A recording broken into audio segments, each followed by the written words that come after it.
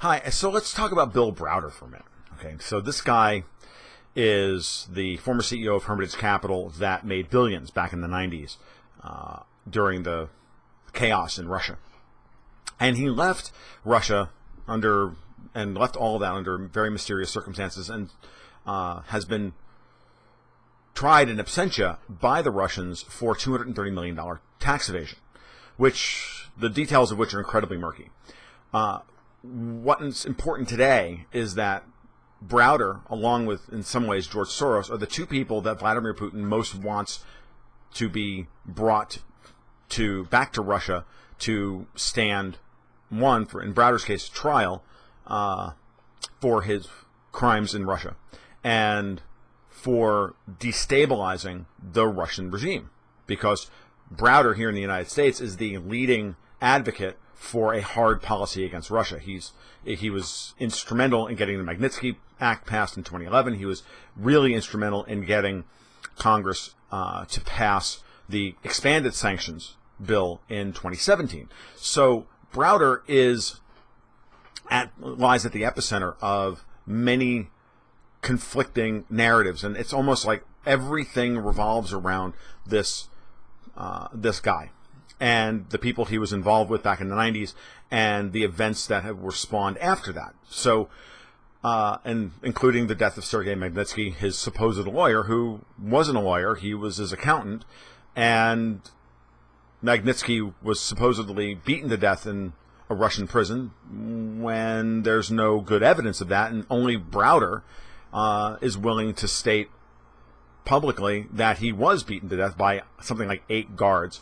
and then he died the next morning. But we've never been able to corroborate. No one's been willing to write down and state unequivocally, yes, the man died and was beaten to death and died from complications from those wounds. So I encourage you to look at the links to the video below that I've got that detail some of this stuff, because it's important when we start to talk about what's happening now as we run up to the midterm elections. The midterm elections are coming, and at every turn, just like last August, the Russia narrative, the sanctions bill came up in August of last year, the surge in Afghanistan, all of these things that were happening were done in around this time period. And for this year's midterm elections, they're very important because Donald Trump is talking about getting us out of NATO. Donald Trump is talking about improving our relationships with our relationship with Russia, which is absolutely a necessity. So there are a lot of people within the Washington Beltway and New York and Europe, the billionaire boys club, the Davos crowd, the Harvard boys, I don't care, call them what you will. All of these people believe that, one, they rule the world, and two, have a right to utilize political and military and financial power to do exactly what they want. And Browder's at the epicenter of all this. Okay, I urge you to read the article I've got linked below, which kind of gives you an introduction to Lucy Komisar's work on exposing Browder's lies, on Martin Armstrong, the great economic advisor and forecaster who was caught up in their web back in the 90s, and it's part of the reason why Martin was sent to jail for contempt of court. There's a tremendous amount of synergy surrounding this guy Browder and everything else. And when Putin brought him up at the Helsinki summit in a couple weeks ago, it was very obvious that the reaction was, well, hyperbolic would be a great way of putting it. Insane would be another way of putting it. And I urge you to understand that this is what's leading into the new sanctions bill that Lindsey Graham and John McCain are promoting, because they want to now literally cut Russia off from the ability to issue sovereign debt and sell it on the open market, to be able to even fund or do any kind of energy projects around the world, which we don't have the right to do.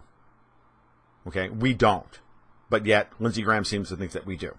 And since there's so little overlap between the Russian and the American economy, That's why that's quote unquote why the sanctions haven't worked so far, and they probably won't, and these probably won't either, because at the end of the day,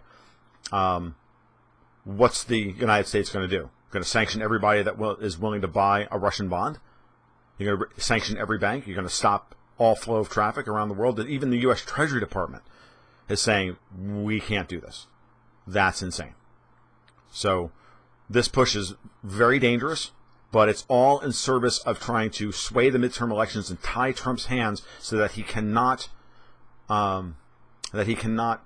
campaign properly this fall, and to force him at some point to make a choice between the will of the U.S. Congress and the Russian president. Exactly the same way that they did last year with last year's sanctions bill.